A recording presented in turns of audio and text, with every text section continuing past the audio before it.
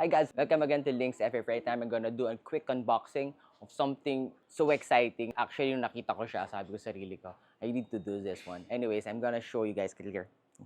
This is the Taurus GX4 Graphene. Yeah, this you can see, ganda, di ba guys? Of course, comes with the unit, comes with two magazines, one 11-rounder and one 13-rounder magazine. Amazingly, meron siyang kasamang holster. This is actually an inside holster.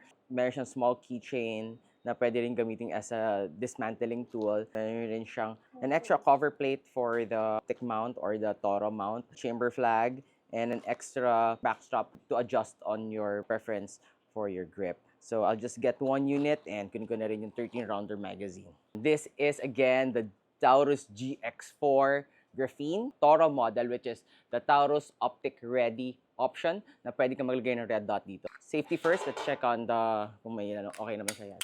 So let's plug in the magazine. It's right now with the 13-rounder magazine. Taurus GX4 is really made for gusto kumuha ng mga micro guns. So lately, nauso talaga yung mga micro guns ngayon. Micro guns are small, slim guns na medyo pwede talaga for everyday carry. You can put in your pocket. Like this one, this has a very nice stippling. Sabihin, ganda yung grip niya, 9mm caliber. This is striker model. So as you can see, hindi po hammer siya. Ito yung mga uso ngayon yung mga striker models, especially models like the Glock 43X, Springfield Hellcat, Sig Sauer 365, and such. So this one, entry ng Taurus dun sa micro models nila. Okay yung pagkagawa ng kanyang front and rear serration, front and rear sight.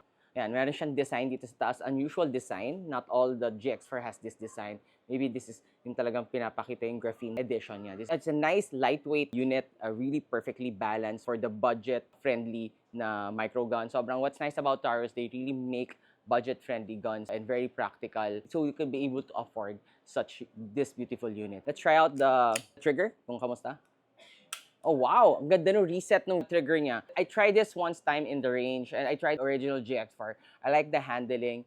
I like everything about the unit. Maganda siya. I really highly recommend this unit with its name and reliability. So I would really strongly suggest you get one of these Taurus GX4 Graphene. Don't forget to subscribe. Follow us here in Links FA in our new page. Help me out spread the word. We are safe, sure, and secure here in Links FA. Also, check out our website, www.linksfirearms.com and www.linksfa.ph. So again, thanks for watching. I'll see you next video. Thanks, guys.